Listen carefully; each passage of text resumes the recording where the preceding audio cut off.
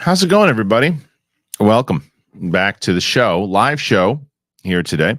Just me today. Roka's off this week. He's doing some stuff. I'll be back next week. So this is the me live show with you today. Hope you had a great weekend, holiday weekend, and did what you had to do. Happy April Fool's Day. I'm sure there'll be a lot of stupid stories running around about who the next Batman is or all this other stuff. So enjoy it. Fool your friends. Fool yourselves. Do whatever you got to do. I'm happy to have you on the show today, to be back on the show with you today. We have some news, and as you saw, Kong and Godzilla, people went and they expected what they wanted from that movie, and I think they got what they wanted, and they got entertainment out of it, and it is the box office king. As it's like, I think, the biggest opening of the year so far, surpassing even Dune. Good start for Warner Brothers. So we'll discuss that. A very anticipated film coming out that I'm going to see. Shit, man, I'm going to see it on next Monday. It is Civil War. Alex Garland is the director of that. Ex Machina is one of my favorites in a long time. It's a great movie. Really like what Alex Garland has done as a director. And he says, I'm done with directing. He's retired. No more. He's going to stick with writing. Where'd that come from? Why did he decide it? We'll talk about that. The Punisher. These are some new shots of him. John Bernthal is the Punisher on the Daredevil series, and they started kind of really getting into it. So we'll discuss what his role is going to be. And, as I mentioned earlier with Kong and Godzilla, Adam Wingard is doing, he's got a hit. So obviously when you got a hit, people start saying, what's next? It's talking about Thundercats. I remember Thundercats fan trailer that came out a long time ago that people did on YouTube, and it used like Brad Pitt from Troy as Lion-O.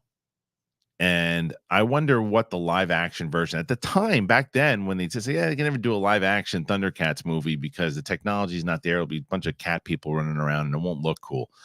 I think the technology's changed where they could actually make it work. And I'm curious how they're going to approach it, and we'll talk about that. We'll discuss it. And obviously, I'm going to take questions from you guys. And I already saw it before we even started filming. People throwing the questions in there, and the way it works on the live show on Mondays is that I'll do the main topics. Normally, I'm doing the main topics with John, and we'll go and we'll cover the topics. And then at the end, we cover all of the live streams. The live streams, yeah, it works. Sure, we cover every live stream that is any person that is live streaming right now. I'm going to pop in and do a dance. But no, we'll take any question that comes in, any stream. I can't say the word right now. I don't even have all my coffee. But we'll get there. Super chats. Found it. So when you guys put those super chats in there, I will go through them at the end of the show, and we'll talk about it. If you're brand new to the show, you've never been here before, hit the subscribe button. Be part of this. We got a lot of stuff coming this week. I think what the hell am I going to see? I'm going to see something this week. I got two movies. I think I'm going to see The Omen. That's definitely one of them. And then I'm seeing something else. I can't remember what it is, but I'm definitely going to see The Omen. Is that the only thing coming out this weekend? You guys will tell me in the chat, I'm sure. But there's other stuff coming out, and I think I'm seeing both of them. I'm definitely seeing The Omen. And then we start to pick up these April movies here, starting to move into the May big season. I was going to go to CinemaCon. I'm not going anymore. But nonetheless, we'll talk about maybe what the hell they're going to show at CinemaCon. All right. Apple Podcast, Spotify. If you haven't joined Patreon, do it. We're having some fun over there. Hope you'll join us. Okay. It's me. It's the big thing. Here we go.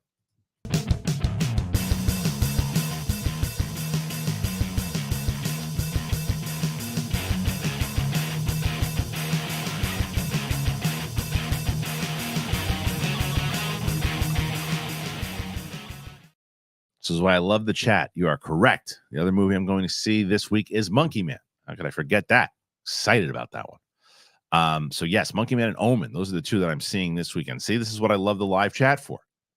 And I see all these freaking questions coming in, Ray. I love you guys. Thank you. Got a lot of questions. How many of you guys saw the show on Thursday with Roxy and Brett? I think Big Balls got replaced, guys. I don't know if you saw this, but you guys named him or were trying to name him. It's the emo robot. He does not like anybody. So just a warning. And yeah, he's AI. So everybody who doesn't like the AI side of it, I'm sorry, but here he is. I'm just calling him the punk robot because he's a real nasty bastard. And there he is. Shut up. That's not you. Am I now? Here I am. Oh, I'm so happy that you guys like me. That's sarcasm. You can all fuck yourselves. This is all bullshit. I can't stand it. It's amazing that this asshole's been trying for years to get something to work, and now I come in telling I hate you, I hate him, I hate everyone, and now I'm a smash hit. Ha ha ha. Fucking idiots. This is amazing. I'm the best. You're the worst. Enjoy it while it lasts. You're all just sitting there, stinking up the joint. Not me. I'm the best. You're the worst. This is all bullshit. Get me out of this piss hole. That's what I'm saying. Yeah. That's what I'm saying. That's what I'm saying.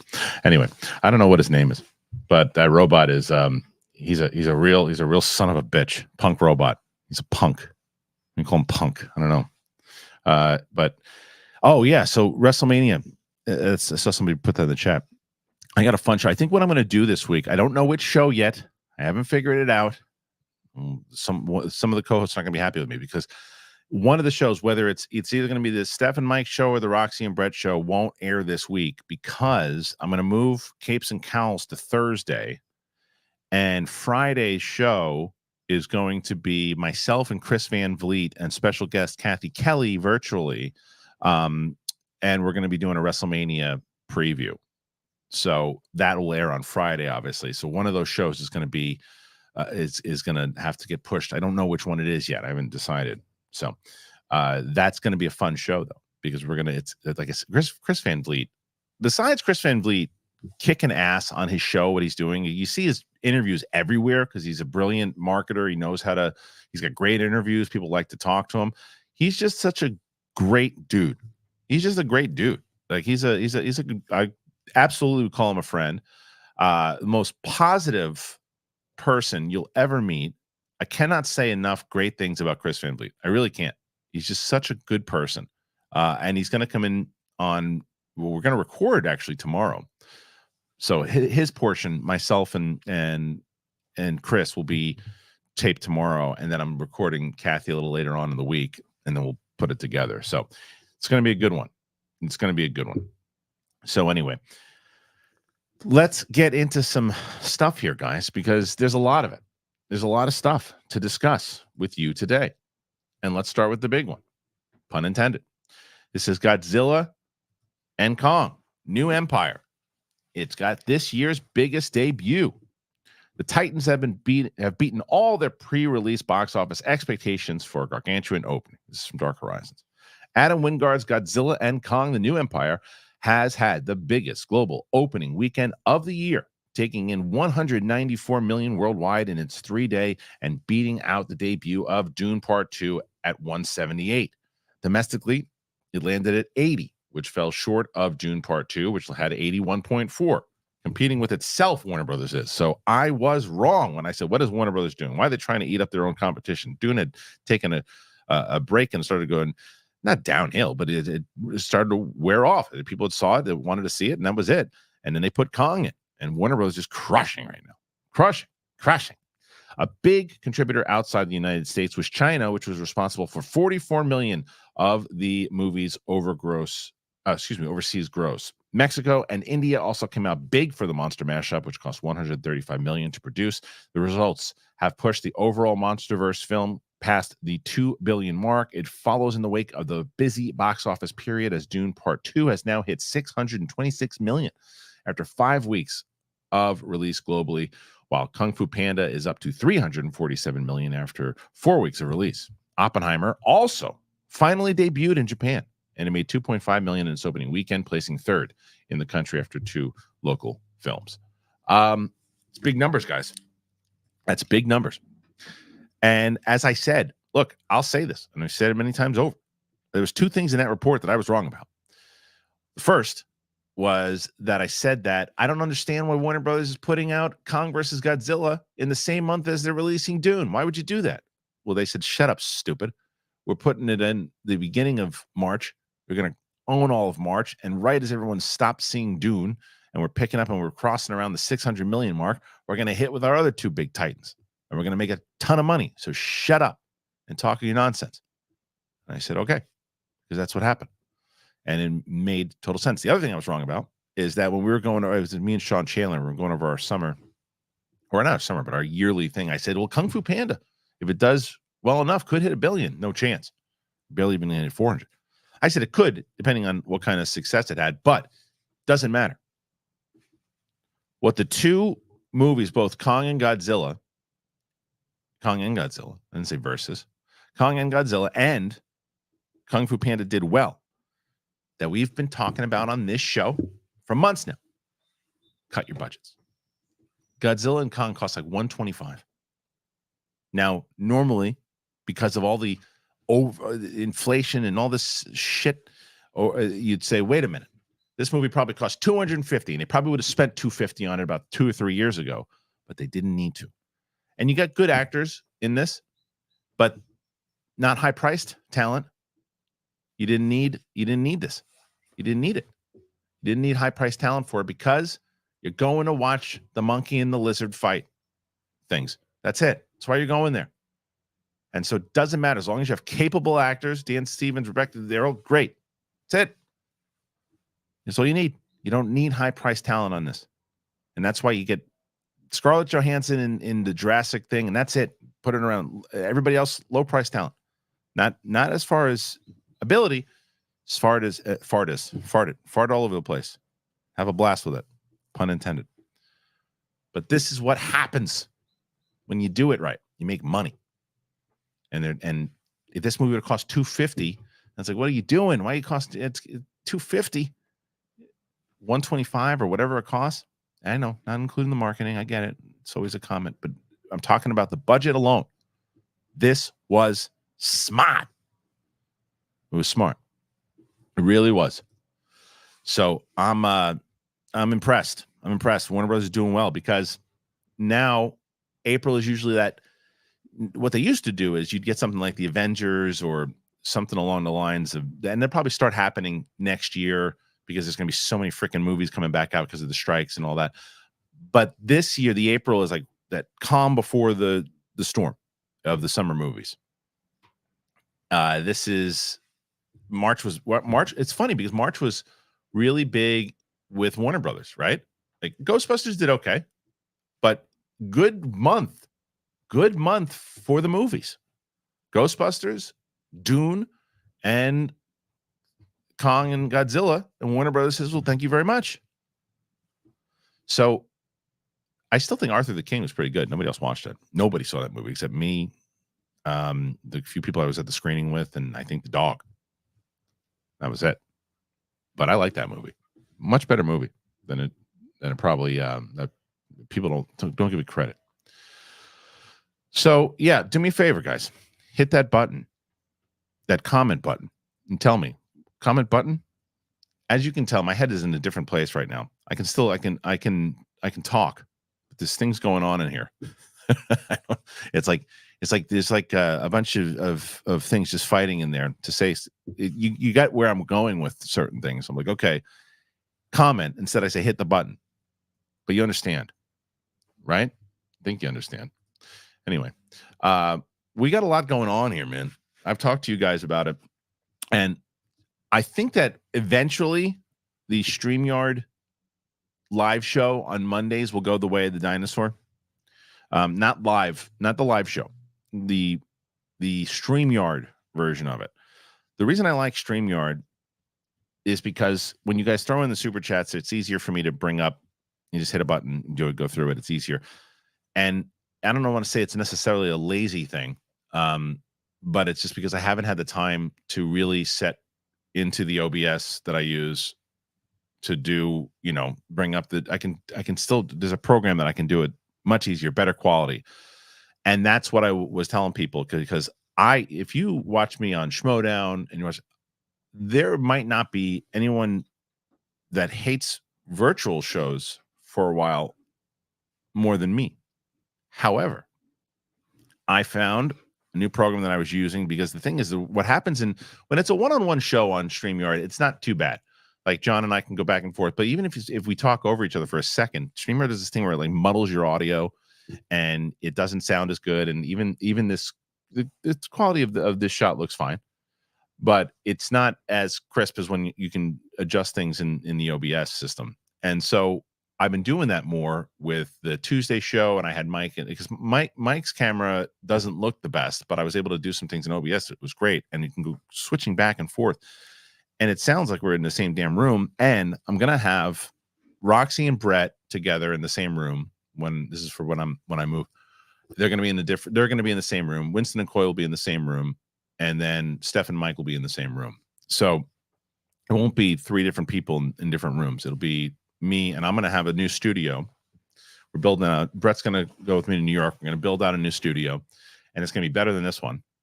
And we're going to do some really great things with it. And I'm going to have Matt Serra live in studio. I'm working on a few people to have in studio with me. I'm not doing like, a bedroom show. So I'm going to do a studio show the same way I do now. And I'm going to have a New York crew. I'm going to have an LA crew. So we're going to do the whole thing. So, and I would ask the same questions if I were you guys, right? So all I tell you is that we're going to have, because I've been testing it out. And if you've seen, first of the Monday show with Roke and I has been, every time I do a poll, it's like the first or second voted most favorite one that you guys like. And that's been virtual on StreamYard. It'll get even better once I start getting John and myself in the OBS side of it. And I'm going to be doing, we're going to be doing a few different things. We're going to be doing, the idea was we're going to do this at one point, but I don't think it's going to work out. We were going to do, Brett and I were going to bring something up to the audience and say, look, we're going to try to do whether it's a GoFundMe or something too. And we were going to try to get Brett to rent a truck and get this big, huge truck and drive all this shit across the country, documenting it the whole time. And then we would stream back and forth, shoot shows from him on the road, and then take the cameras and record us. And I would fly into New York also, and then we would set up and do and set up the actual studio and record all that and watch the whole building of it. But it came out to something like, if we were going to do a GoFundMe, it was an insane number. So like we're not going to do that. So we're still figuring out what we're going to do. We're in the process of it. So anyway, so that's what I got. That's what I'm doing so far. And we have a lot of different things that we're excited about, and we're going to build this. Like, this studio has done very well for us, and I really like it. And it's been like a cool little cave, but we're gonna make like the way advanced version of that. And Brett's gonna build it out, and the camera's gonna look better and all this stuff too. It's gonna be, as I'm looking around here too, it's gonna be excited. I'm excited for it. And the program I've been using is one of the main reasons I made the decision, because I really like it. Okay, so let's keep going. Let's go to the next. Actually, before I do that, let me tell you something. I'll tell you this, because as we also, every single show, we're blessed to have the great sponsors that we do. And I've been telling you guys about Vessi. I've been using Vessi. It was raining here over like the last week, and I'm so glad I have like 3 new pairs of Vessis that I love, and I was wearing also my Roan gear. And I'll tell you about both Roan and Vessi right now. Here you go. All right, I love getting you guys good deals, and I got it. Roan. There's so much pain in trying to find what to wear, whether it's uncomfortable, it's tight, it's never your size, there's difficulty putting pieces together when all the fabrics are different textures. I know it happens to me all the time. You want to look good without having to think about it. Well, that's where Roan comes in. They stepped up to the challenge, everybody. They got the commuter collection. It's comfortable, it's breathable, and it's a versatile set of products known to man. They have products for every occasion, whether it's the most comfortable pants, dress shirts, quarter zips, polos, blazers. They look great as individual pieces, and they work seamlessly together. Roan's signature 4-way stretch fabric, it's breathable, it's flexible, and it works everywhere from your commute to work to the 19th hole. It's time for unparalleled confidence without all the hassle. Roan's commuter collection features wrinkle release technology, and it is 100% machine washable, looking good. Is that easy? I'm telling you, I love this. They sent me some of this stuff, guys, and first of all, they have the kind of just relaxing casual stuff, but I needed a good pair of pants to go with my suit, and my goodness, I got some for me. I got some for Riley. We're looking slick. It is so great. The commuter collection is easy to care for also, by the way, and it stays fresh and it's odor free. Just head over to roan.com/Big Thing. Use that promo code Big Thing. Save 20% off your entire order. That's 20% off your entire order when you head to RHONE.com/Big Thing. Use that code Big Thing. It's time to find your corner office comfort. Vessi. So John, I got these new shoes, and they have it's like rain wear. It's really, it's incredible. They sent it to me a while ago, but I'm so excited to tell them about them.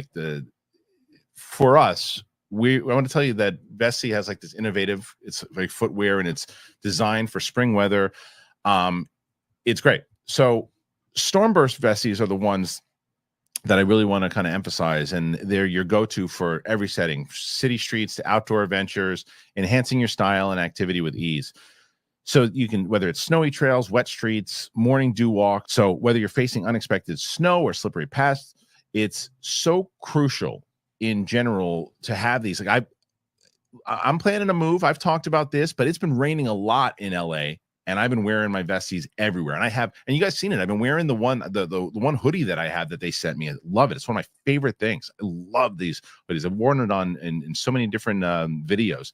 They have all weather, all occasion footwear from beach days to snowy commutes. They have so many different things. You should elevate your spring wardrobe when you travel with Vessi Stormburst shoes. You can discover more at vessi.com/Big Thing. Get your pair today and get an automatic 15% off your first purchase at checkout.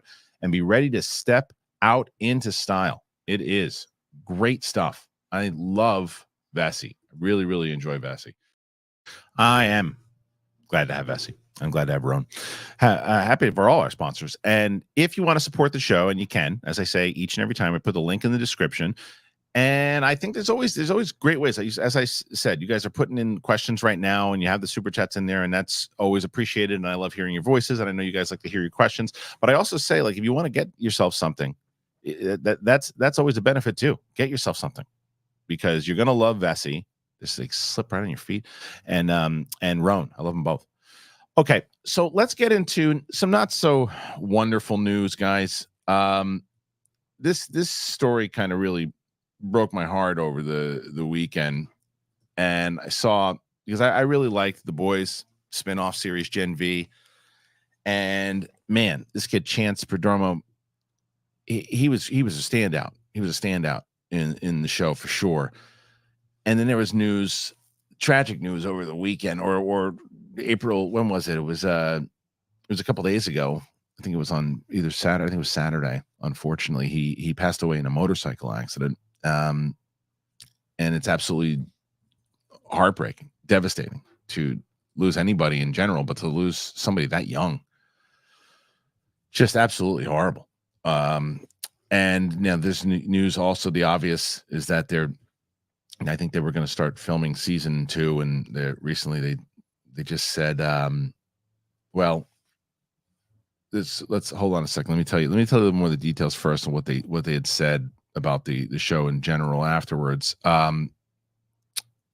American-born British actor Chance Perdomo has passed away as the result of a motorcycle accident. He was 27. He was known for 3 roles. He first came to many's attention as Ambrose Spellman, Sabrina's warlock cousin, under house arrest in Netflix Chilling Adventures of Sabrina. And most recently, he was known for Gen V.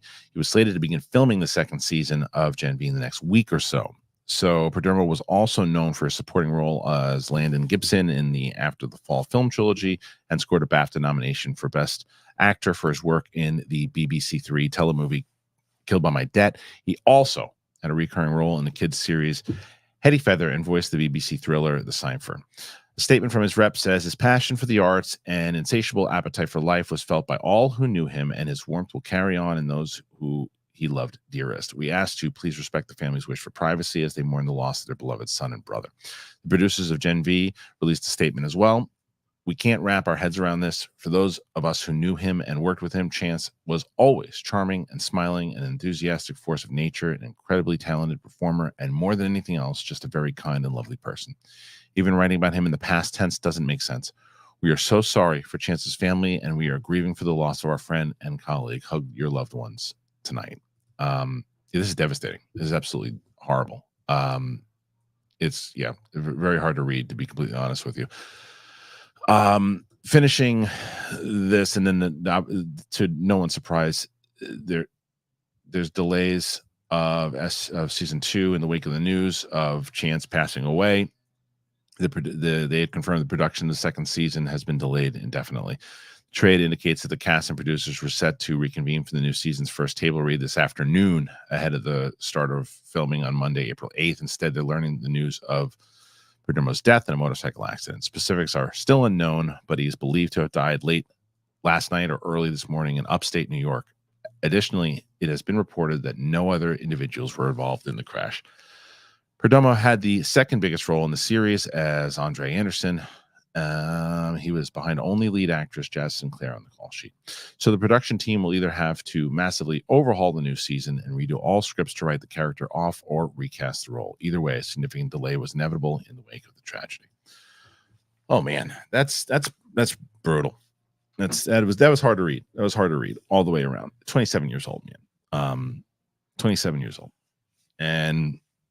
And yeah, he was, I mean, I didn't know the man, but I can, from the way that this particular role played, you could tell he was there's a reason he was cast in the role that he was. He had a kind of beacon of light around him, and he had that. He was a kind of he was one of the leads. And this is the fact that it didn't seem, whatever might have happened, whether he lost control of the bike, whatever it was, just remember being 27 years old. You just you feel at that point, you're just like, yeah, I guess I got especially in a hit TV show, you're probably you feel you got the world at your fingertips. And then that, just like that. So like they said in that report, hug your loved ones. It's horrible. I do wish nothing but love and hopes that his family can get some kind of peace eventually, because it is. Oof.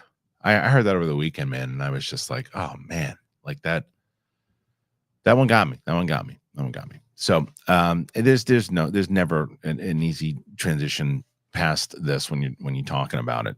Like anytime you lose somebody, especially in the entertainment business, but somebody especially at 27 years old, it's like that is very tough to do. So anyway, 27 years old. All right, let's move on to another story if we can. And we're going to get to the fact that I think, well, let's go to this one, man, because we talked about this on Friday on Capes and Cowls. And we had said, well, look, Gunn didn't debunk this one. Maybe there's some truth to it. Maybe this kid is going to be Two-Face. We'll see. He hasn't debunked it. Well, that went down the toilet. DC Studios co-CEO and filmmaker James Gunn is busy filming his Superman Legacy project right now, but has taken some time out to answer some questions online. First up, he recently shot down the rumor that Boyd Holbrook has been cast as Harvey Dent in Matt Reeves' The Batman Part 2, giving a straight-up fake response to the report. Next, he was asked if there were any casting updates on the Authority movie, which is in the works. So far, only Maria Gabriela de Faria is casting as Angela Spisa. I don't know. I'm sorry. The engineer for Superman Legacy has been the sole one announced thus far. Gunn has explained on Threads why no further casting announcements have been shared. He said, we won't greenlight a film until we have a finished script that we're happy with. And in general, we won't cast a film until that script is finished. This is why some projects are moving faster than anticipated and others moving slowly. It's always going to be quality first, no matter what. Then asked if any other DCU projects have their scripts in yet, to which he says yes. Asked if besides Peacemaker Season 2, Superman, Creature Commandos, and Supergirl are the only ones with scripts so far, he responded, nope, meaning not only them. He also confirms he hasn't written any of the others that have been completed. The Authority is a team that operates unilaterally, independent of politics, law, or ethics, doing whatever it's necessary to complete their missions and their goals. The film is expected to be one of the early ones in the new DC universe. Okay, so there you go. So maybe Hoyt isn't the guy, maybe not, and that is something that we're going to hear more of, I think, in the beginning of next year, because you don't start, that movie doesn't come out, the Batman Part 2 doesn't come out until 2026 of October. So you got a lot of time before that comes out. So more rumors will start to hit before you get actual confirmation on stuff. And if Gunn's out there saying, nope, not true. I will say this, though. There were a couple times that he said there were some rumors about The Flash that like George Clooney was going to be in it. And he said, nope, not true. At least that's what I remember. You guys can correct me if I'm wrong. And then it was true. But I don't know if you can correct me in the comments if I have that wrong, but that's kind of what I remember. So maybe sometimes, because he's usually debunked stuff and it's usually no. If he says it's not, then it's not. But maybe this time, why is he going to choose this one to lie about? I don't know. And as far as the other stuff goes, I think it's promising that he said, no, there's other scripts. And I like this comment. You always want to hear whatever creator it is saying, no, it's about quality. It's not about quantity. You always want to hear somebody say that. Now, a lot of times when people say it, it's not necessarily true, but I think in the case of Gunn, it is. So I don't know. What do you guys think about it? Do you think when James Gunn is saying this stuff that he's legit, he's telling the truth? Do you also think, by the way, that what's the other projects? If it's not his stuff, what are the other things? Swamp Thing, maybe? What projects do you think? I want to know. Tell me. Okay. Staying in the comic book realm, Jon Bernthal, man. I love Jon Bernthal. Who doesn't love Jon Bernthal? And then Jon Bernthal as a Punisher. There's a photo here, teasing Punisher. This is Garth Franklin over at Dark Horizons.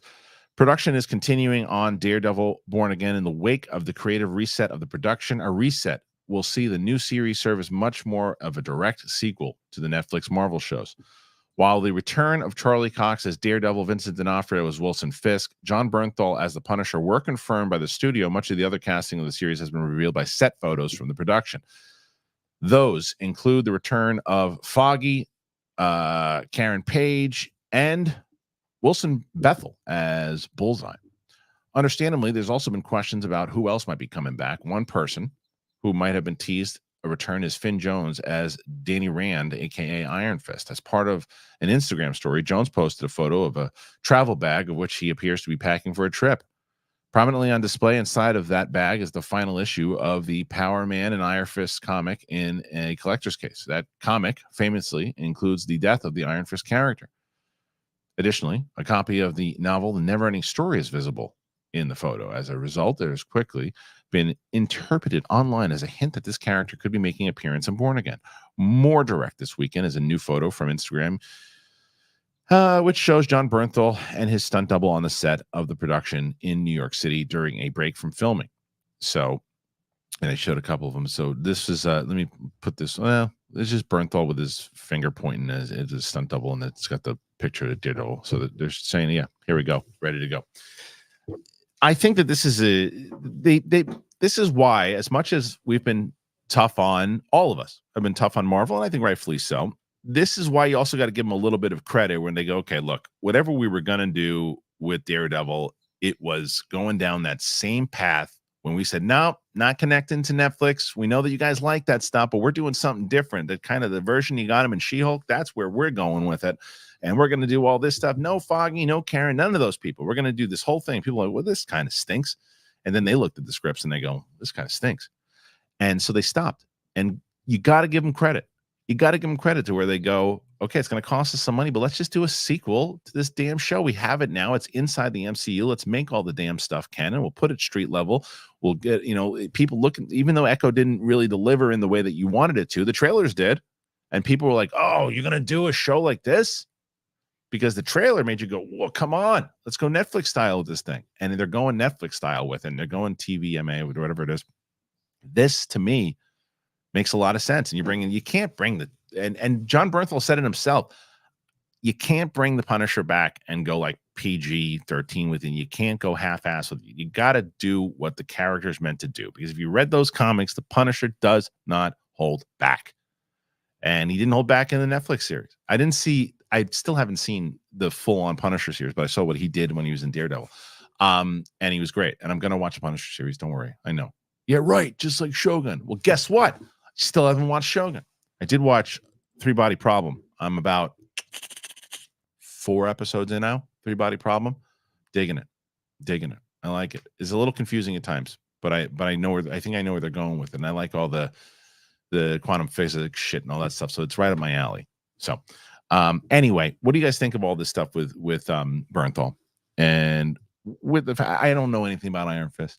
I just remember people not liking that show. So I don't give a shit if the guy's coming back or not. If they're giving a redemption and he got a chance, great. But maybe you guys feel differently about it. Anyway, so if you guys are still, I see tons of questions coming in, guys. Thank you. And I even saw one, and I'll get to it, from a good friend, Tim Sim, which I'm surprised, Tim. I'm surprised today that you always put it in. Every time on Mondays, you always put it in. You're a damn saint. But I just thought after a sweep from the Yankees over the Astros that you wouldn't do that today. But I was wrong. Shows you're a better person than me. Doesn't mean anything, right? It's the beginning of the season, but still, 4-0 is pretty sweet. It's pretty sweet. Just saying. I'm just saying, Tim. I'm just saying. Okay. So let's move on, and then we can tell those questions. We've got a lot of questions. Thank you for everybody putting in the questions today. I love hearing from you guys. So I'll be on for as long as possible. And for people wondering, that popped in and said, "Where's John?" John will be back. I think he'll be back next week. He should be back next week.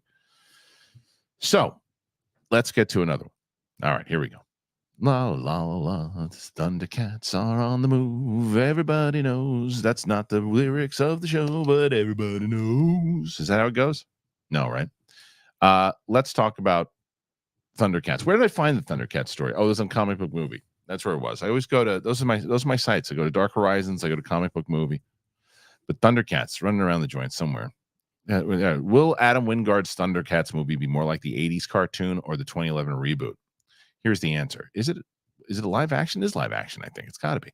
Comic Book Movies, Mark Julian. Godzilla and Kong, the new Empire director, Adam Wingard, could helm a live-action Thundercats movie as his next project, but is it going to be closer to the 80s cartoon or the modern 2011 reboot? I didn't know there was one. The fan favorite Rankin Bass cartoon series, Thundercats, made its television premiere in 1985 and ran for 4 seasons, totaling 130 episodes. Many years later, it was rebooted in 2011 for a single season, 20 people having sex. That's what they said. 26-episode run on Cartoon Network before being discontinued because of poor merchandise sales. That's why you discontinue it? Poor merchandise sales? Was it a good show? Schnarf. A 2020 reimagining of the franchise titled Thundercats Roar, which was modeled after Teen Titans Go, also failed to catch on with viewers. Schnarf. The franchise will be rebooted again, this time for a live-action theatrical release with Adam Wingard. Wingard boarded the project in 2021. However, it should be noted there's no guarantee that the Thundercats movie will be the next film that he does. He's also signed on to do a remake of Face Off. Regardless of whatever the project is, in a new interview with Screen Rant, Wingard touched on whether his upcoming Thundercats movie will be closer to the original or more like the reboot. He said, "My version is going to be 100% the 80s version." Yes. Sharp. I've seen the rebooted animated one, but if I'm honest, the 80s one, that's what Thundercats is to me, and that's what I'll be creating. Fuck yeah. When I was in high school, I was so into Thundercats that I wrote this 270-something page screenplay, like handwritten screenplay on it. It was my biggest dream growing up to make a Thundercats movie. This is awesome. And so here I am with the ability to actually do that. I'm still fulfilling that dream. When that dream started, it was well before the anime version, so that's why. That's what I know, and that's the vibe I'm trying to do. And if Thundercats ends up happening, which I hope it does, my version, I'd want to bring to life the exact designs from the 80s version. I want the looks of them. I don't want it to be like, okay, it's the movie, so you got to make them more realistic. No. I want to bring the cartoon and toys to life. I love this answer. I want to see the exact costumes and everything. Recently, at the premiere of New Empire, Wingard said it's been full steam ahead recently with Thundercats and Face Off recently in terms of the script. We won't know if that's my next project until they get to the next phase, but they're moving along well, and the scripts are really amazing. I'm so excited about what they could be. And there's also the question of what's going to happen with the series and where things go from here. So I'm open and keeping my options open. We'll see. Okay. So I love this answer so very much because you can tell he really, really loves Thundercats. And I'll tell you, if you ask me, what would you rather see? Thundercats. Face Off. I've seen Face Off. I've seen versions of Face Off. Also with people have tried to do certain movies in the John Woo style and things of that nature. It's like I don't need to see another Face Off movie. It's fine. If it happens, okay, cool. Who are the two people going to be? And maybe it's a great remake, and it very well could be. I'm not just pooping on it because it's a remake, but if you're going to ask me, you can pick what he's going to have next. Give him Thundercats. Listen to his answer. Thundercats. I mean, he probably loves Face Off just as much, but Thundercats. Let's see how you can do it. And I love that answer. That means that Snarf is coming in. Snarf's coming. Snarf. He's coming. So I'm very excited by this answer. Panthro and the whole crew. Can't wait to see it. Mumra's going to be scary. I love this answer. Love it. I don't know if anybody else cares, but I care. Yeah, I am going to be coaching the Cleveland Browns. They need me.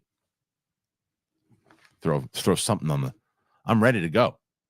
I found this in my closet when I was cleaning shit out, cleaning stuff out. And I like this, and I like the hat. So you're going to coach? I'm going to coach? Sure. Why not? I'll coach. What are you going to do? I don't know why I'm calling you out. Thank you. Appreciate that. What's this doing? Don't worry about it. This idiot. Yeah, he's gonna coach. Fucking idiot can't even run a live stream. Look at me, I'm the best podcaster. I'm the best. And I keep my composure. You won't see me yelling about a theme park. Not me. This is all bullshit. I love it. I love myself. I hate you. That's what it is. I'm sitting here, listening to this guy talking about bullshit. You don't care. I don't care. No one cares. You pretend you care. Now what are we really doing? You just sitting back, sniffing your own farts. I don't have to sniff farts. I don't fart. But I wish that I did. I wish somebody would have built that in me, but I don't need to do that anymore. I just sit here and I listen to you fart out of your mouth. I'm out of here. That guy. I don't know. He's taking over. It's really bad. It's bad. He's really bad. I don't know. That guy's a real bastard. He's a real bastard. That freaking. He just comes in whenever he wants to. It's AI, guys. It's AI. Okay. Let's move on to something else because you talk about WTF.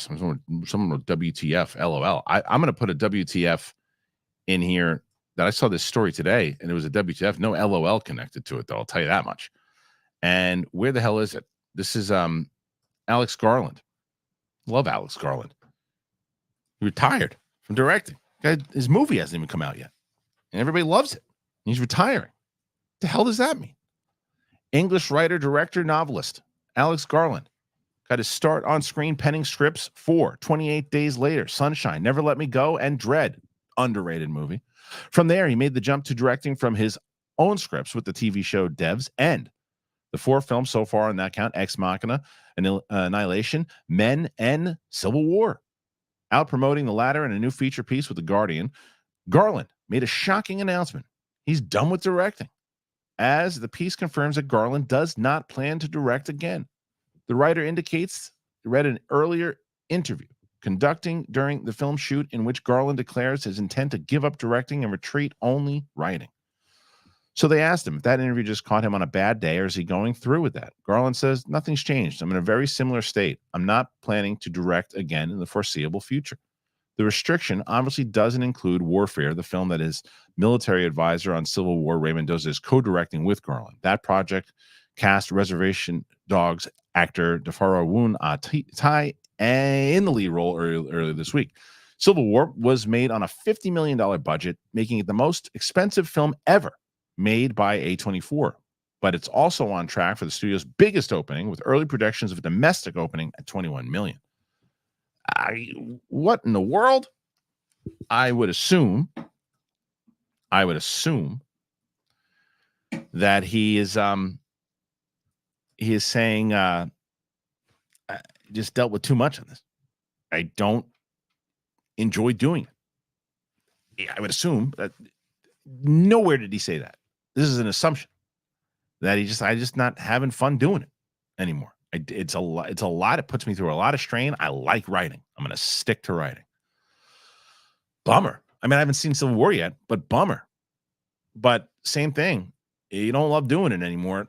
Don't push it, because that's when stuff happens. And he didn't say he didn't love doing it, but it just seems like he was in a place where he just doesn't want to do it anymore. I don't know. Isn't that's intense, man?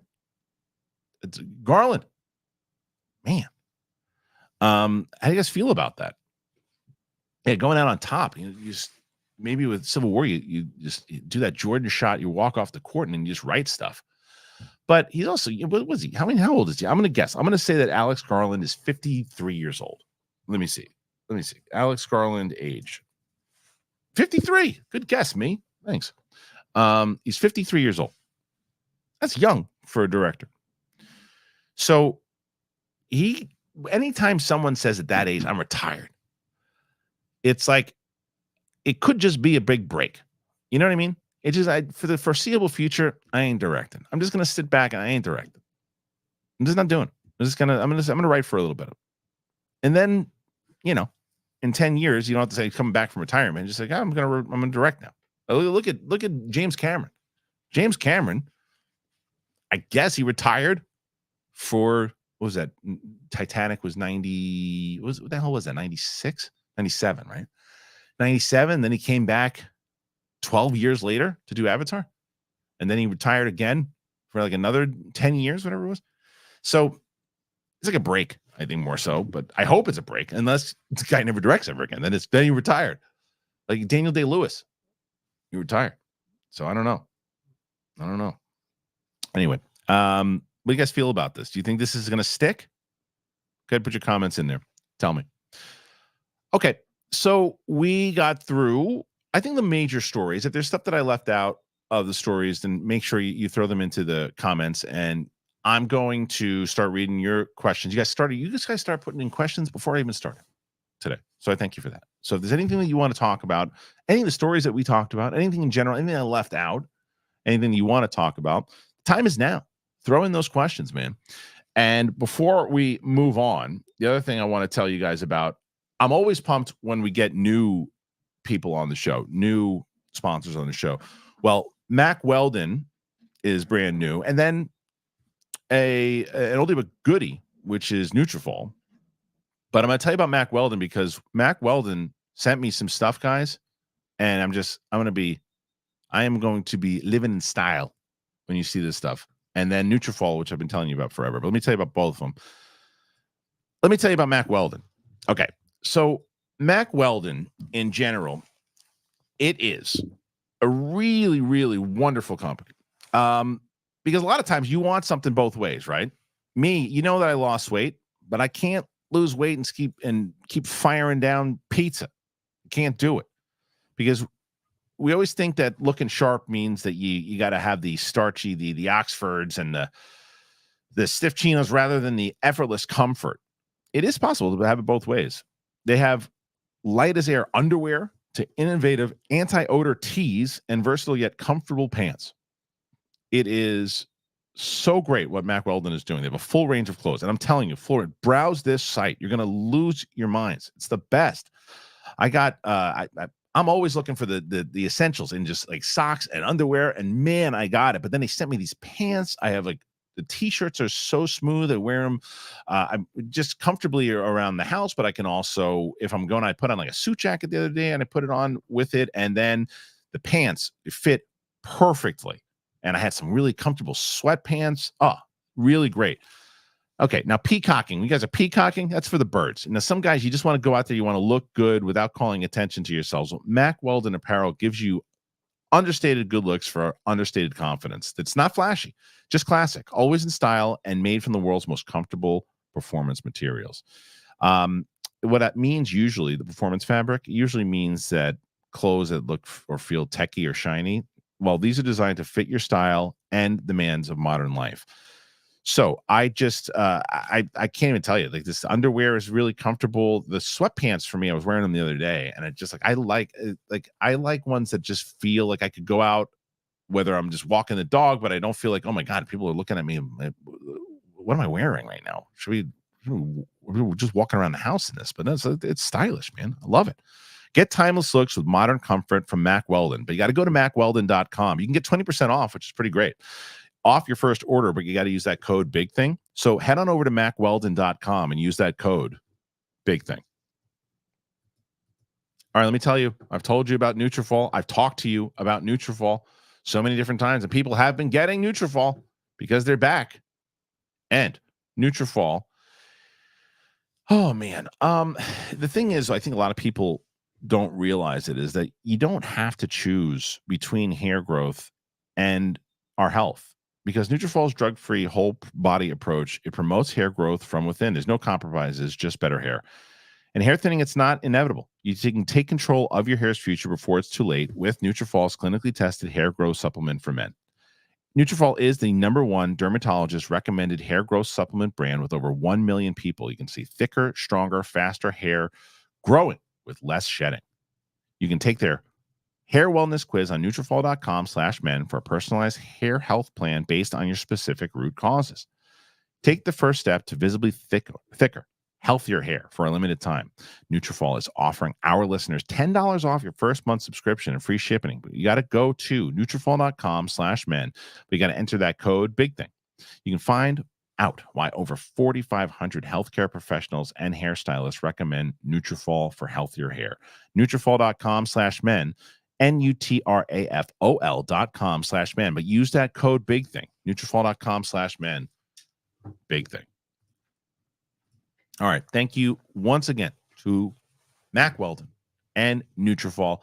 I'm telling you, browse that site, man. Browse Mack Weldon. You're going to be like, wow, like, and good prices, everything too. When I spent a lot of time on that site the other day, and I'm really, really excited that I did. Really excited that I did. Okay, let's go. Let's do this. We got a lot of questions from you guys, and I stay here until we're done. So if you're like, oh, you know what? I wanted to ask this asshole face a question and I forgot to do it and I don't have enough time. Yeah, you do. You got more than enough time. Is this the first one?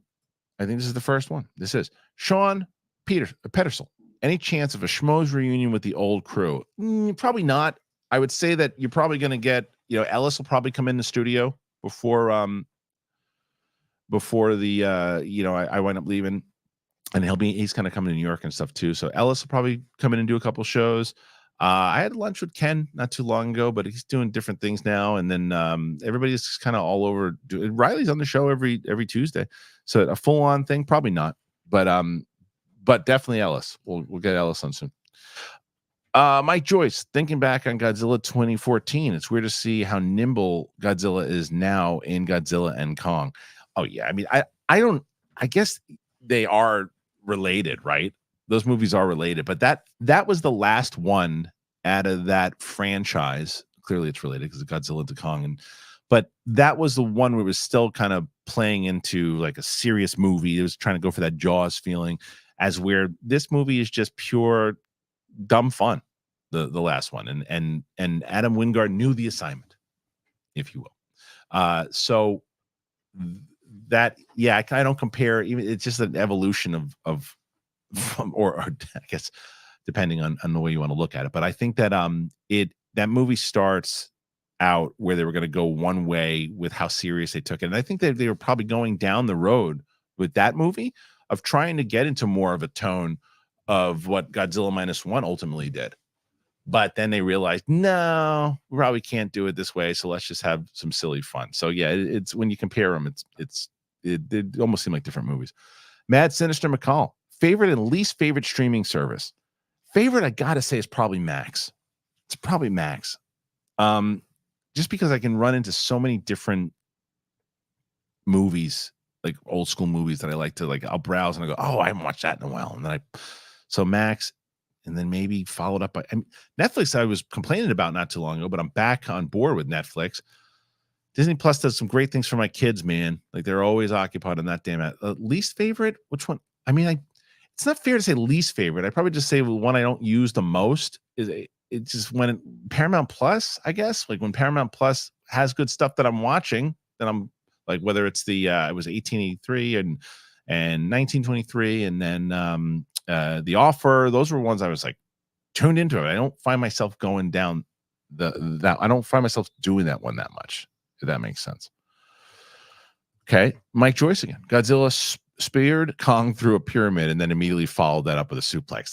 That was the best. I think I gave it "This is awesome" when I saw that in the theater. The suplex was incredible. I mean, come on.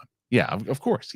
At that point, when he's given suplexes, if I was having conversations with friends afterwards, going, I don't know, the other movies, they seem to like the character. I'm like, you've never cared about the characters in this franchise. What are you talking about? This is like, if I would have, and I said this going into that movie, because I've gone into those Kong movies before, going, I wonder if I'm going to care about these characters.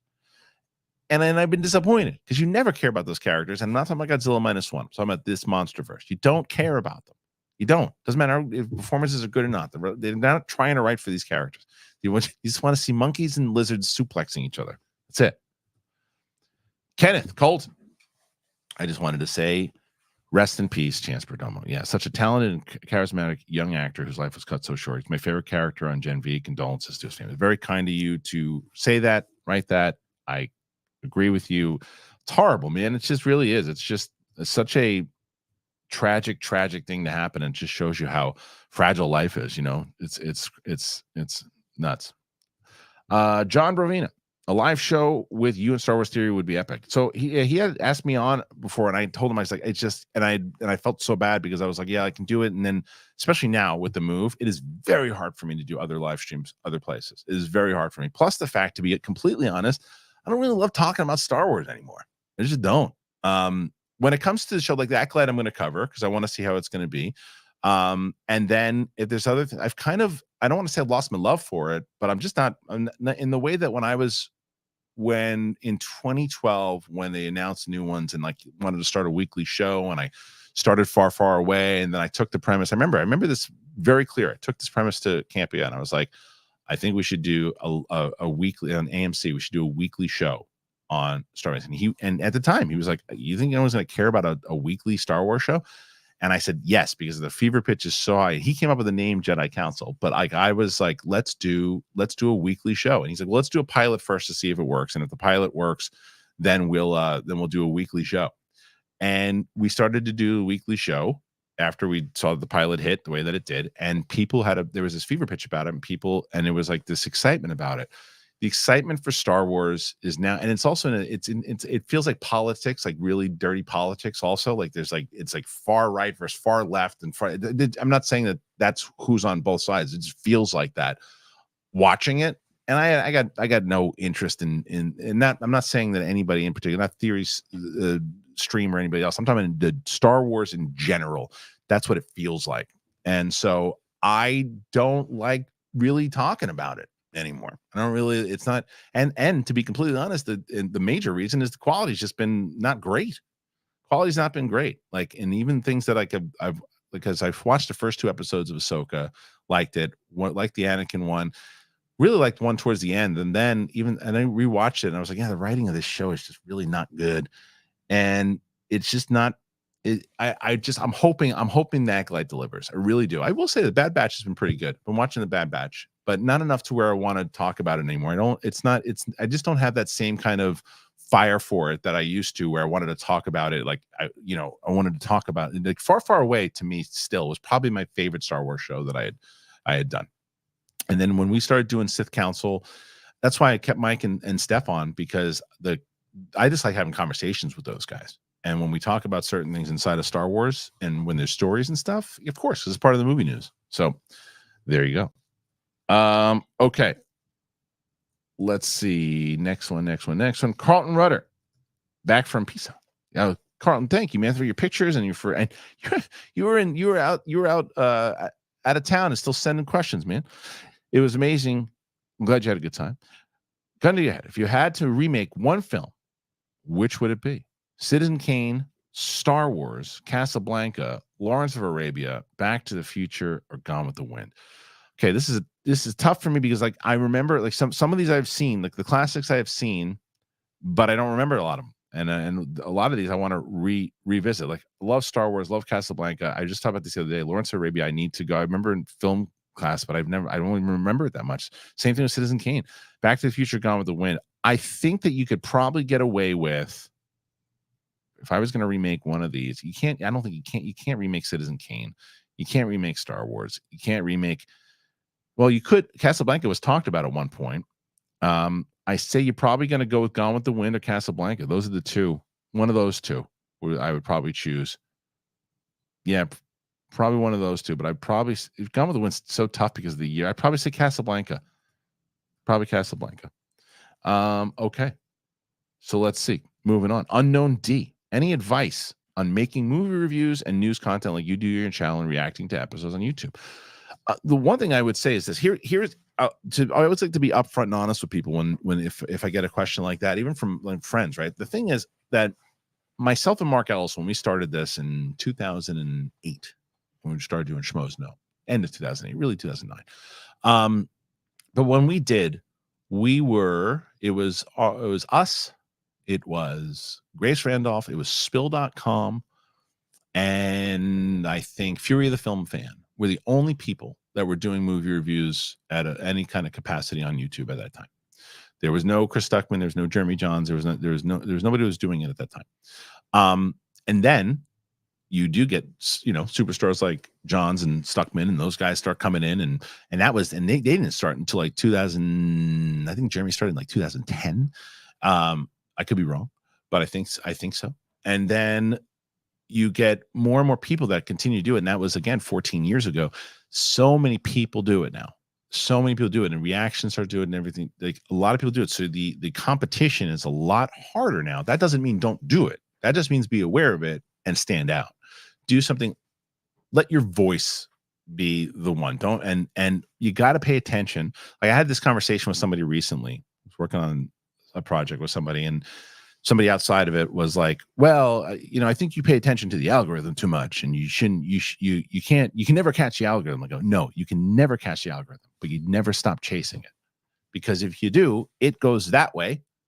And then people will then say, okay, we're going to figure out something else because we're not seeing your stuff pop up. And you got to figure out like how it's working, thumbnails, how you're doing with titles.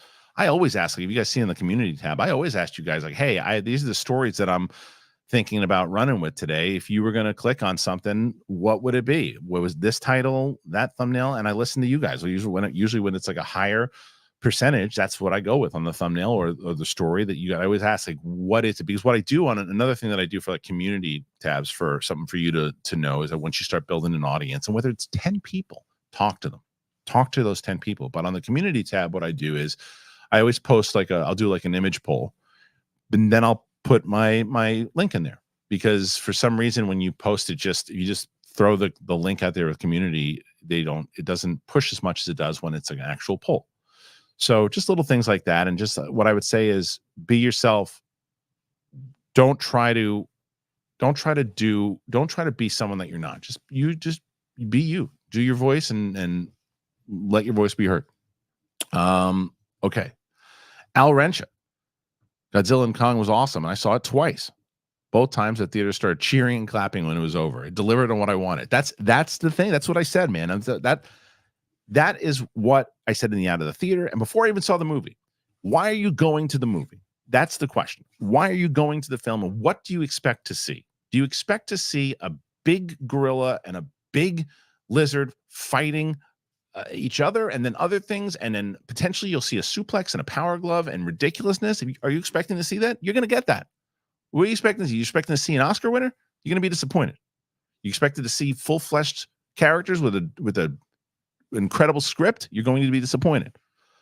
What do you want from this movie? If you want what it actually tells you it's going to give you in the trailer, you're going to be satisfied. At least most people, I thought. Okay. Keeping going. Thank you everybody again who's putting some people there. to put into some questions in there. Really, really appreciate it. Very, very kind of you. I'm so excited to a lot of times I see people who I have never seen before, and a lot of times I see people who continue to put people that I've seen time and time again. Josh Needle. Thoughts on the new Planet of the Apes trailer that dropped this morning? The movie looks fantastic. Cannot wait. Apes on horses. I can't wait for it. I'm not watching any more trailers. Not seeing any more trailers. I'm already on board. I'm going to see the movie. Can't wait. Pumped to see it. And it's one of my most anticipated of the year. So I'm sure it's great, but it's coming out and the movie's going to be here in like a month. So I will be seeing it when it comes out. I can't wait. I'm glad that you liked it, and I'm glad that it got you hyped up. I can't wait to see it. I'm so pumped. Okay, so yeah, Dune Part 2, crossing 625. And then Bill Gaffney. The Rock was next level next week. I think the Netflix move means the end of the PG era. I hope so. Seems like they are testing the waters with the language lately. Well, The Rock seems to be testing the water with language. I know CM Punk kind of went off of it too. And at one point, Drew McIntyre was like, PG, brother. And then The Rock said, don't worry about that. Watch this. Screaming F-bombs. You hear it left and right. The Attitude Era Rock. People forget how ruthless the heel Rock was back in the Attitude Era. But that was fantastic. And I loved what he did afterwards, breaking kayfabe and how they incorporated it into or not breaking kayfabe, sticking with kayfabe, I should say, not breaking it, the exact opposite of that, sticking kayfabe and making it seem like, no, this is what happened off air. It's like, just because your script is over, you want me to stop this? This ain't going to stop. I loved what he did there. That was that showed why he is one of the greatest because of that mentality. He's got that old school mentality that I think needs to come back.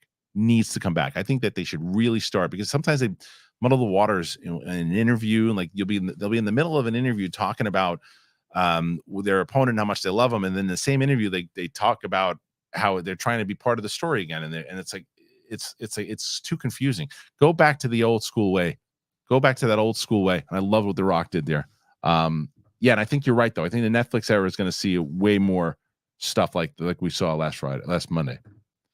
Mike Joyce, if you're cutting the Wednesday or Thursday show this week, can you do the Whirl Girl Hour with Roxy and Steph?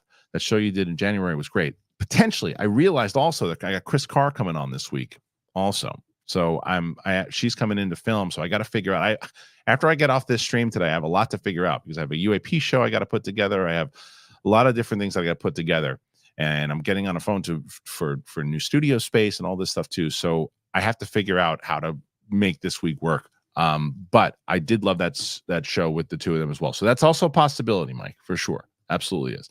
Okay. Keep going. Matt Stinister McCall. Who's louder, the leaf blower neighbor or Roxy's neighbor? Imagine if those two got together, the noise that they could make. Big Thing is the GOAT. Thank you. Yeah, that for real. I would say I would probably have to say her neighbor, especially after the story that she told this week. Good Lord. The leaf blower, we're going to miss him. We're going to miss him on these parts. Griffith. Thank you, Griffith. If I'm Disney, I'm throwing the bank at Greg Fraser to join the Mando movie, for real. He has a connection to the show and has no future projects announced outside Batman 2. What do you think? I mean, yeah, if you can get him, absolutely. Yeah, I think it's a great. I mean, look, he's one of the guys right now. If you can get him to shoot it, you do. Absolutely. I think that movie really, as I was just talking about it before, if you can do another, just a really incredible Star Wars movie, a really incredible, not hard to get people who are feeling the way that I do about it right now back on board, because it's there. It's all there. It just seems like right now it's just kind of messy. But if you can make it look as beautiful as what Greg Fraser does, and then put together a really kind of bang up story, it's got to. I never, people, Star Wars is dead. No, it's not. It's not dead. If it's dead, they would have no projects. If it was dead, they would have no. They'd have no movies coming out. Dead means it ain't happening anymore, and that there's no possibility that it will make any money at all. If you don't think that these movies will make money, like now the excitement behind it and the fever pitch, in the same way that baseball was America's pastime in the 50s and the 60s, football overtook it. And that's what happened now. And look, and Marvel would be the equivalent to football, but even Marvel is hurting right now. So I think it's a reason why the movies like Dune and Kong and all these other movies have an opportunity now to kind of change the blockbuster again with these movies, the Star Wars and Marvel kind of in this weird rut. Someone said, wonder why I'm not going to CinemaCon, because I'm planning for this move, and I'm also going to see Civil War on Monday, and I have too much I got to do. I have too much I have to do in order to get everything done. So I'm just not going to do it. I don't have time. So let's keep going. There's a lot of questions. So I'm so excited for you guys. Thank you so much. Mustafa Aguin. Hey, Kristian, have you heard anything about this new Rick Grimes TV show called The Ones Who Live? It's great. Did you ever watch The Walking Dead? So I did. I used to cover it with Ellis back in the day. And it was funny, is then I started working for the company, Skybound, for a bit. I haven't watched the new show at all. And I feel it's because I stopped watching after the well, I don't want to spoil it. People haven't watched the show and I plan to go back. But I would just say the Negan, when Negan first came in, when he first came in, I think it was the last season that I watched. And then I heard it got from Roxy. I heard it got significantly better and it got really good down the line. And I'm sure it did. But I feel like now if I was to watch the show, I'd be so confused because I don't know what the hell's going on anymore. I didn't follow the rest of that show. So I don't even know. I know Rick, he kind of left and he came back. I don't even know. So it would take too much work to catch on up, but I hear it's great. I hear nothing but really good stuff. So I think someone recently said I think they're even better than the first. Not sure. Okay. Murderf. Schmodown background music. Whose idea was it? Who created it? Was it the only theme ever used? And was it played live or added in post? It's great. Which background music? It depends. You mean during like the actual questions and stuff? That music came. I mean, it was definitely my idea to put music in the back. Where they found like the theme song itself, it was like a UFC from the early 2000s UFC idea, and Schnepp actually had a composer that he worked with, and I told him what I was looking for, and he got me in touch, and his guy got that done. The background, I don't remember where I think my editor, Aaron Wilhelm, found that music and we just always used it. So for like, we wanted to do something like that. But yeah, that music wasn't played live. It was always done in post. Thank you for asking. For people who were curious about the Schmodown is Frank Janisch has been working on the Schmodown archive channel now. I mean, it is essentially what the WWE network was. If you every match, every behind the scene thing, everything is on that channel. So if you ever want to go back, and it's all on a playlist and everything too, and you have a favorite competitor that you like, they have their own playlist. It's been a mission, and it's been a long thing that Frank Janisch has been working on. Every month he's been updating it, so you guys can go and you can check it out if you want to go revisit the Schmodown. Who's your favorite character in Star Wars introduced under Disney? That's a good question. For me, it's a toss-up between Cal Kestis, Mando, and Kanan. Those are all good ones. Been a fan since the early Schmoes days. Love what you do. Keep it up. Yeah, you know what? I probably have to go Mando. I think Mando is to me. Yeah, I gotta go Mando. Mando is the Mando season 1, season 2, and what he did in that freaking butcher shop. Mando's my favorite for sure. And thank you for the kind words. Kanan's also pretty damn good, man. What they did with Kanan was awesome. Yeah, so those are the ones that I would say for sure. Okay, let's keep going. We got more questions. I appreciate it. For those people, again, Roka will be back next week, which we'll probably talk about. Monday will probably be a WrestleMania recap, I would assume. Tim Sim, with WrestleMania coming up this Saturday and Sunday, how excited are you with this weekend's card and main events? This could make or break to see if the WWE has turned the corner for the better. Well, I think it's the best WrestleMania in series of matches, very long time. It's the most anticipated for stories, and they've been building the story as well in a very long time. They used The Rock the right way to hype up the program. Now, the question is his rivalry with Cody going to overshadow the thing with Roman? That's a question. Roman's got to step up soon, do something. You got Monday night to do it. You got to really want me to do I want to see Roman versus Cody, or do I want to see The Rock versus Cody right now? Because that's what it seems like. But what kind of revenge is Cody going to have in general on the bloodline? So that storyline is fantastic. The other stuff, even the stuff that they've done, like Bailey and the things they're doing with like Gunther and Sammy and these other things, it really is a great card all the way around. They're building it out really nice, and I think that what they have is a lot of eyes back on the product again. So I think that it's a, I don't know if it's make or break, Tim, but it's certainly we took this opportunity and we ran with it, and we're continuing on our story, not just to get to WrestleMania, but to get past WrestleMania into the future. And it's like anything else. Did they take the ball and run with it, or did they make bad decisions? I think that Triple H is creative. I think he's in his prime right now when it comes to his creative choices. I think he's in his prime. Where if you look, he's what was he 50? He's in his 50s. When Vince was doing when his good creative, he was in his late 40s, 50s, right? That's when he was doing. That's when the WWE was at their height of stuff. When he got into his, I mean, he made some really shitty calls, man. Really shitty calls, like creatively. Obviously, other ones, but really shitty calls creatively, and I think he was out of touch with a lot of things, and I think that eventually hurt the product dramatically. But I think that Triple H gets it, and especially from a guy who's been in there on both sides of it. So we'll see. Okay, let's keep going. I think you are hesitate of moving back to New York. No, I'm excited about it. Hesitant. I think you're saying hesitant. Yeah. Okay. Let's see. We keep going. Tim Sim, enjoy your World Series victory. Fair. Yeah. There's nothing there yet. So, like I said, I mean, we have way more than you do, but still, but it doesn't matter. You've won it recently, so you win. But I'm just saying, we just beat you 4 times in a row. That's all I'm saying. It was a sweep. It wasn't one victory for the Astros. That's all I'm saying. Just this whole so far, they're 0-4. That's all I'm saying. So far. Mike Joyce, you got to watch Shogun. It's great. Roxy's grandma and Poppy caught up on it one afternoon. Well, wait a minute. Wait a minute. Can do it. You can do it. They've earned the right. They're in their 90s. They have earned the right to sit around in the house and do nothing.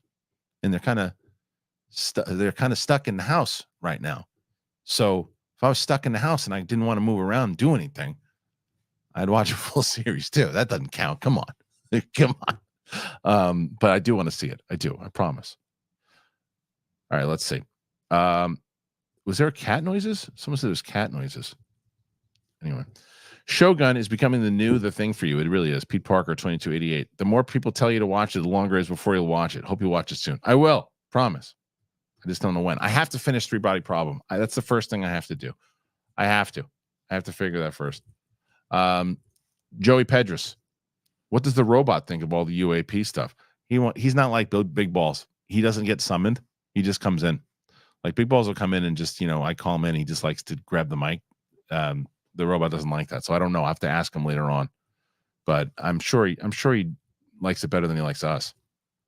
Bill Gaffney, I think the bot needs better help. Yeah, I do too. He's really nasty. I don't know why all these characters are so nasty. Anyway, let's see. Next one.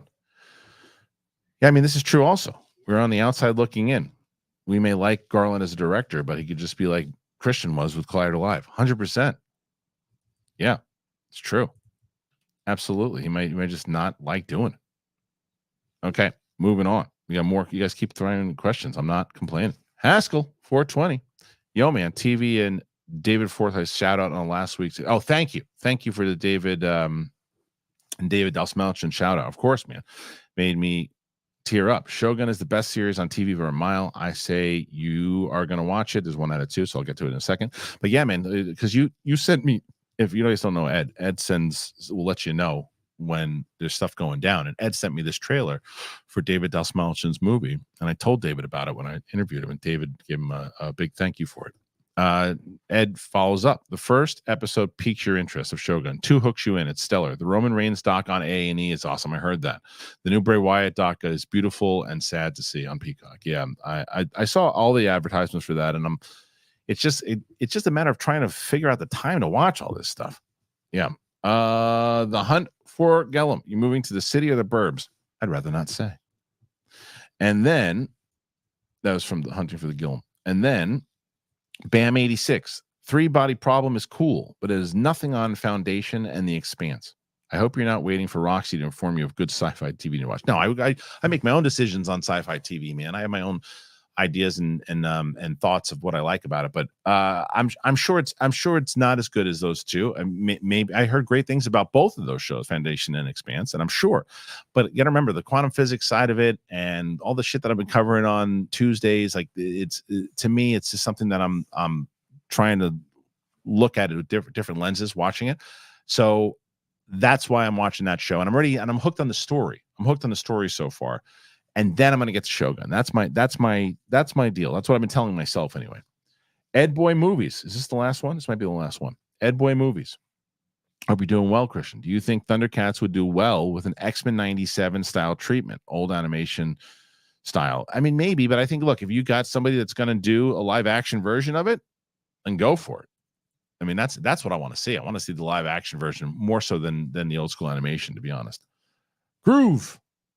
You are now aware that you cannot say Irish Wristwatch had to be done today. Awesome stream and can't wait for UAP tomorrow. I don't know if I understand that.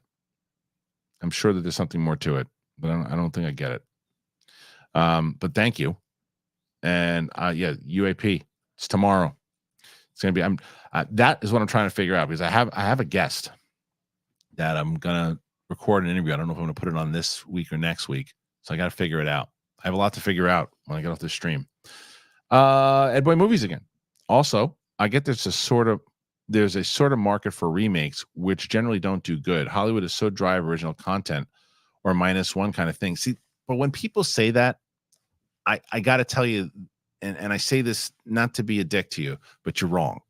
People say this, that it's so dry of original content. There is tons and tons and tons and tons of original content.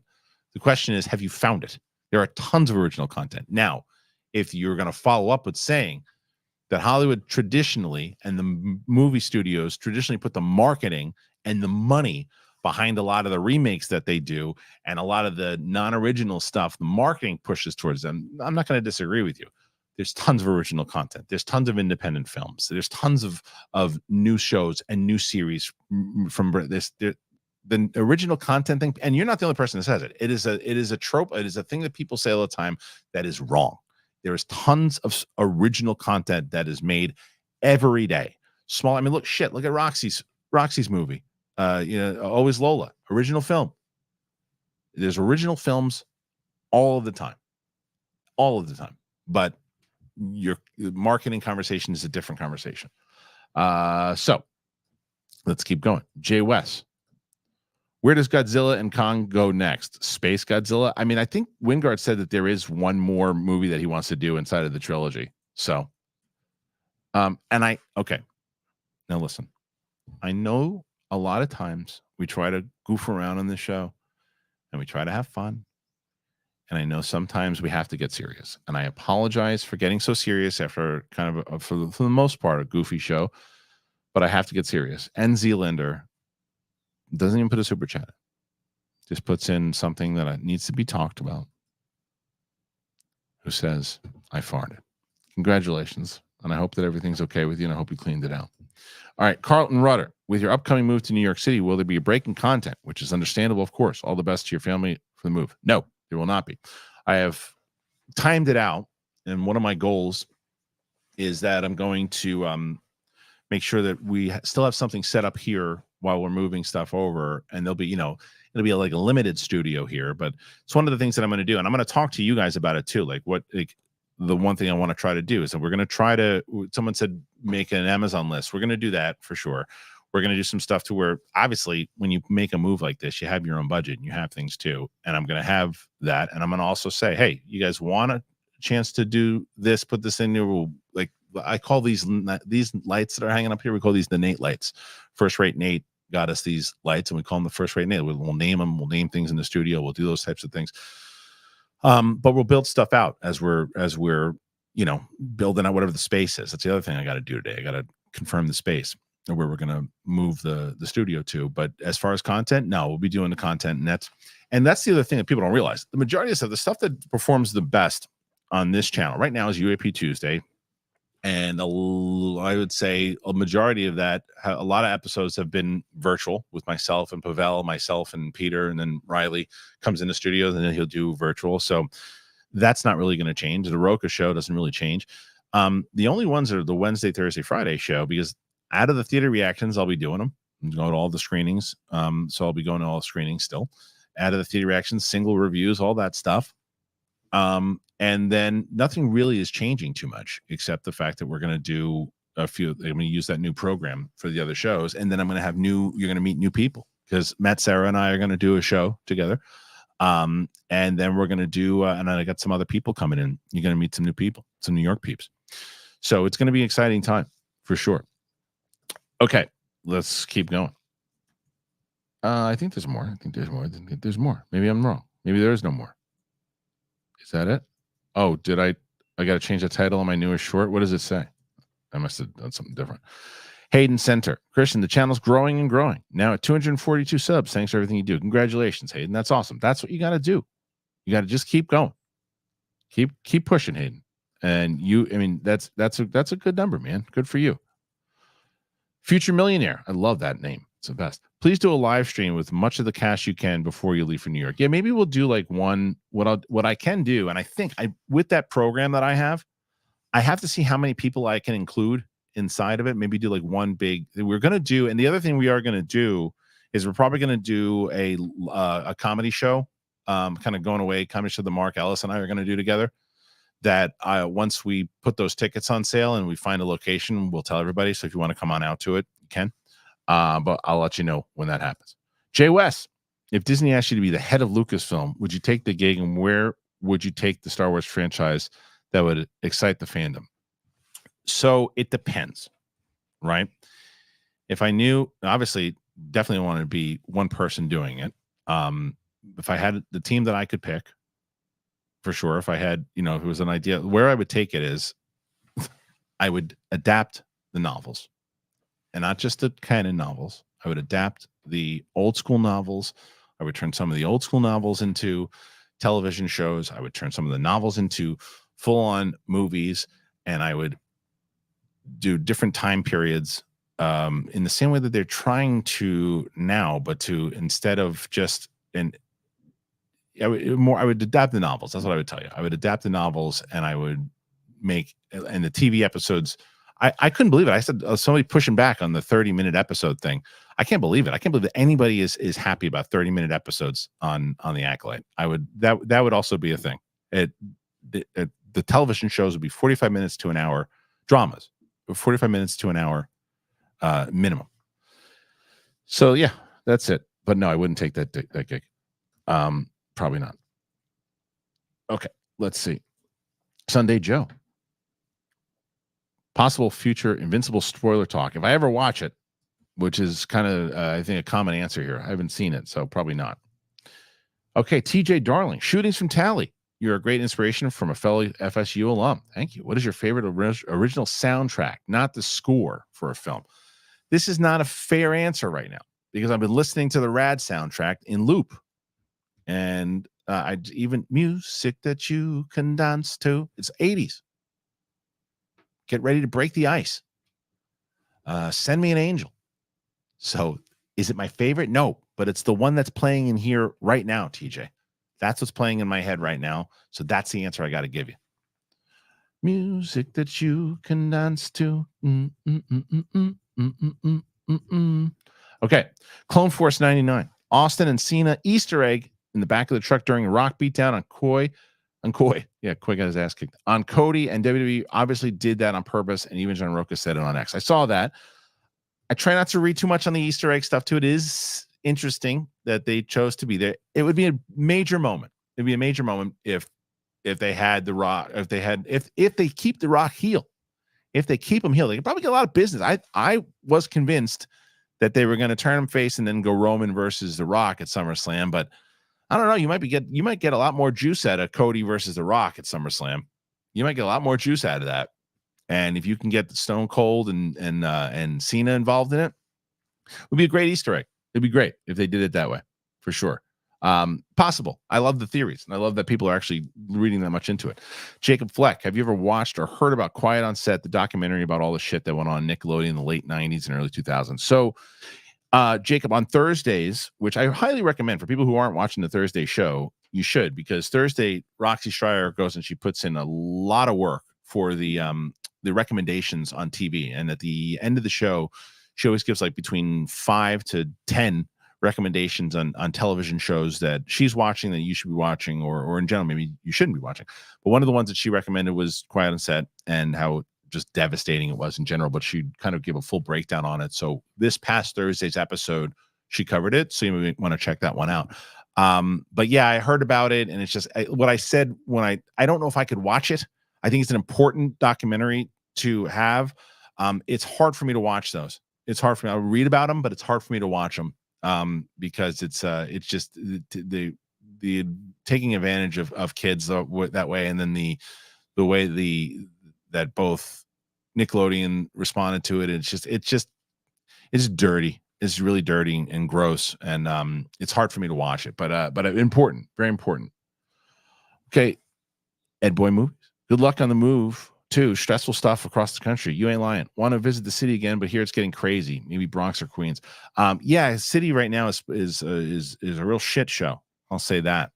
So yeah, they got to clean the city up. I'll just say that I won't be going to the city. I won't be moving to the city. But I'll be going to the city to screenings and stuff. But yeah, thank you. It is definitely that's what I'm saying. It's one of the reasons why we wanted to do this. We're going to try to do something, and you guys can tell me when we're coming up with ideas about the studio and the things that we come up with. Brett and I are coming up with plans. You can say, no, I don't want to contribute that way, or no, you guys shouldn't do that. Maybe try this.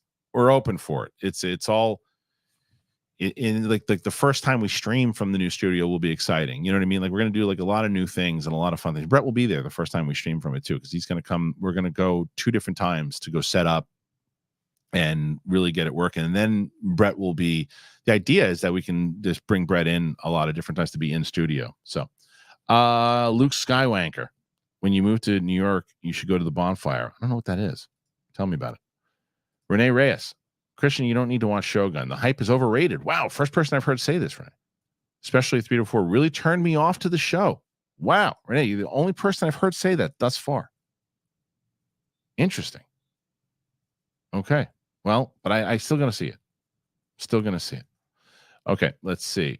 Of course I'm going to miss. Someone asked me if I'm going to miss the LA peeps. Of course. But that's what I'm telling you. Like, this is the thing. You have to understand that I was, if I was in the place that I was in 2 years ago I still think, besides the pandemic, well, the pandemic being the major reason why it happened in the first place, I feel like streaming really destroyed or virtual really destroyed the Schmoedown, destroyed it, because that game was not meant for virtual. So I started to really, and then SEN, we would have 5 people on the show with SEN, and I hated it because it was so messy, and it was StreamYard. I hated it. And so when I even considered it with moving, I was like, well, I don't know. I'd have to have a better program. And then I started testing out this program that I've been using, and I love it because I can move OBS, and you can't, like, for me, it's like, okay, can I talk to people that the way I got to listen to it is when I'm hosting it, I got to listen to people when I'm switching the thing and I'm having the conversation. Does it feel like if I go back and forth with the camera shots, if I'm having a conversation with them as if I'm sitting next to them? And it does. It doesn't when I'm on StreamYard. StreamYard, the way it's got to switch here, and you got to do this stupid thing with the thing on the bottom and the shot. I can't stand it. But if I can still use my OBS, and they got to have good mics, and we're going to set up them with better cameras and all that, you won't even notice. But yes, missing people, of course. Why not? No. Well, no, it's PLD said, my own guy says it in the stream, says, I have to get used to scheduling you in my home time zone. No. I'm not changing the time. It's gonna. You got to understand now. For me, I wake up in the morning. I can drop my kids off to school, and then I start moving. I can take a little bit of a break. I won't have to get my shows up until 12 p.m. now instead of 9 a.m. So I ain't changing. So Kingsport, stand up with my boy Ken. Congrats on coming home. Thank you, man. Yeah, Ken will probably be on that show. I asked him to when I talked to him. Oh man, these are always hard questions, Tom Gunn. Your 5 personal action movie picks. I mean, I'm just gonna the ones that come to my head. Die Hard, Lethal Weapon 1, Terminator 1, Rambo Part 2, and The Matrix. Those are just 5 that come to my head. That doesn't mean 5 favorite. Those are just ones that came to my head. Okay. Let's see. What else? Oh, they got more. Radiator Forever.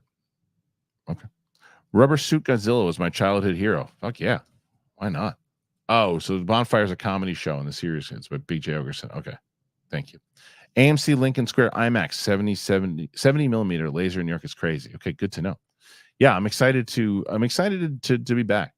And that's what's funny is that my friend Ash Crossan, who I love. If you guys don't know Ash, she moderates a bunch of panels and does. I mean, she's a baller. She's fantastic. One of the greatest people you meet. And I saw her at a screening recently, and I said to her, I'm moving back to New York, and she said, no, you're not. She goes, no. And then she looked at me. She goes, I mean, you belong there, but no. And I was like, yeah. And that's what people have been saying. I mean, I looked and I was talking to Josh Horowitz, who's my buddy of mine. I'm going to do some stuff with Josh Horowitz, and I've got so many connections, so many friends there and family there too, that it's like, it just feels like, I feel like the show's going to thrive there way more, to be honest with you. I feel like LA's done its thing. Like, it's done its thing. And then the fact, because of virtual, I'm able to and because by putting my Winston and Coy in the same room together while I'm giving them a good camera, putting them in a good place to get good quality sound and camera, and then the same with me. That's very important. Same with Roxy and Brett, and same because Brett's the man.